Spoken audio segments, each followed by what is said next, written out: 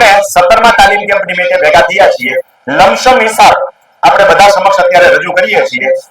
તાલીમ કેમ્પમાં 4 પ્રકારે આપણે અહીંયા વ્યક્તિઓ આવતા હોય છે. એક 151 ભરીને 151 માં આપણે સૌને ખબર છે ડોનેશન સીટ હોય, જેમ સાબતભાઈ જે છે એમને પૈસા ભરેલા હોય અને એ બીજી વ્યક્તિને મોકલે કે પોતે આવે, એવી રીતે પણ 151 ના લાભાર્થીઓ આપણા ગ્રુપની અંદર, મને એક્ઝેક્ટ સભ્ય સંખ્યા યાદ નથી પણ લગભગ 21-22 જેવી સંખ્યા છે. પછી 551 વાળા દિવાળીથી દિવાળી ગ્રુપ વાળા છે, એમાં સભ્ય સંખ્યા મને એક્ઝેક્ટ યાદ નથી પણ 120 જેવી લગભગ સંખ્યા છે. તમને સૌને ગ્રુપ છે એટલે તમને પોતાને ખબર હોય હું જે આગળ બોલું છું. એવી જ રીતે હવે નવી જે આપણે શરૂ કરી છે 1051 વાળા, એ ગ્રુપની અંદર લગભગ કેટલા થયા છે જુઓ જી, લગભગ 50 જણાથી ઉપર તો સભ્ય સંખ્યા એમાં થઈ ગઈ છે જે 1051 ભરીને આવે છે. બાકીના જે ફ્રેશ એટલે પહેલી વખત આવે છે અથવા બીજી વખત આવે છે એમાં પણ ડિસ્કાઉન્ટ વાળા હોય છે, જેને મને માંગ્યું હોય એ પ્રમાણે ડિસ્કાઉન્ટ આપેલું હોય, પણ એ કોઈ આપણે જાહેર નથી કરતા જેથી કરીને કોઈને નાનક જેવું ન લાગવું જોઈએ. કારણ કે કોઈને હાથે કરીને આપણે એમ કહીએ તું ગરીબ છો એ યોગ્ય નથી. આપણું આ જે બધું જે નભતું હોય ને તો શુક્રવારના દાતાઓને કારણે નભે છે, બાકી નકર આપણા હાંડા મેળ થાય નહીં. તમારી નજર સામે આજના તાલીમ કેમ્પમાં 129 સભ્ય સંખ્યામાંથી 65 જણા આપણે ગણ્યા હમણાં બેઠા છીએ. એમાંથી અત્યારે રોકડી ફી ખરેખર જે શીખવા વાળાની કેટલી આવી, આપણે કોઈના એડવાન્સ લેતા નથી. ભાગ્યે જ કોઈક 1-2 જણાએ ભરી દીધા હોય 3500 તો એ વાત જુદી છે, બાકી 1000 ભરીને રજીસ્ટ્રેશન લઈએ છીએ. શુક્રવાર વાળાનું જ આપણે અગાઉ પેમેન્ટ કરાવીએ છીએ. તો એવી કેટલી સંખ્યા થઈ? રૂપિયાનો આંકડો બોલો.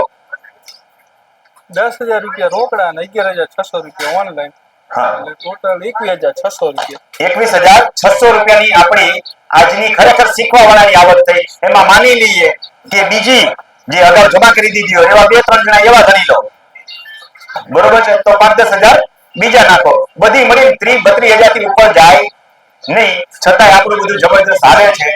હમણાં જ આપણે અહીંયા ભૂમિપૂજન જે કર્યું હતું એમાં જેસીબી લેવીને ખાડો ખોદાયો.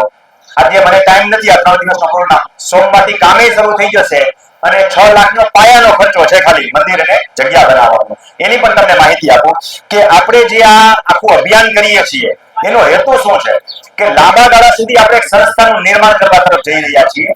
કે આજે જે આ તાલીમ આપીએ છીએ એનો વ્યાપ આજે હું હોઉં કે ન હોઉં, એક એવી સંસ્થા બનવી જોઈએ કે જેના આધારે ભવિષ્યની અંદર જે ખેડૂતોને આવા માર્ગદર્શનની જરૂર હોય એ ચાલુ રહે. એટલે તો આપણે અહીંયા એડવોકેટોને હવે આમંત્રણ આપીએ છીએ. ઘણા બધા એડવોકેટ્સ છે, લગભગ 10-12 એડવોકેટ દર વખત હોય છે. એમાંથી 4 થી 5 એડવોકેટ એવા છે તમારી નજર સામે બેઠા છે જે શુક્રવારના પરિચયમાં છે કે રેગ્યુલર આવે છે અને શીખે છે. એમાંથી 3 તો એક્સપર્ટ થઈ ગયેલા છે.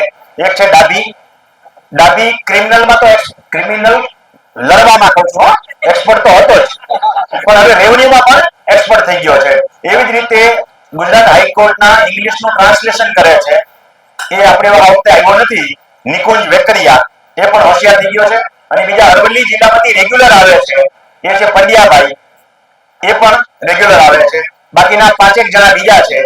આપણો હેતુ શું છે કે એ લોકો તૈયાર થશે તો આવનારા ભવિષ્યમાં કોઈને બીજાને કંઈક માર્ગદર્શન આપવાની જરૂર હોય, મારે ટેકાની જરૂર હોય તો એ લોકો જે કામ સંભાળી શકે. બાય ચાન્સ માનો કે આવતી વખતે મને તાવ આવી ગયો કે ખાટલો આવ્યો કે બોલવામાં તકલીફ પડી તો આખો પ્રોગ્રામ કોઈ મેનેજ કરી શકે એવો પણ હોવો જોઈએ, જેને આપણે કે સેકન્ડ રો આપણે તૈયાર કરીએ છીએ. આ એનો હેતુ છે. બીજું એ અહીં મારી પાસે શીખી ગયા છે તો એનો અંદરથી ભાવ હોય, વધારે મને સારો ભાવ તો આનો છે, મારે રોકવો પડે કે તું ધંધો કરે, મફત સેવા આટલી બધી ન કર, હું ભલે કરું કારણ કે એની કારકિર્દી બનાવવાની છે, છતાંય એ ઓછા ચાર્જની અંદર પણ બીજાના કામ કરી આપે છે. આ જ આપણો મુખ્ય હેતુ છે.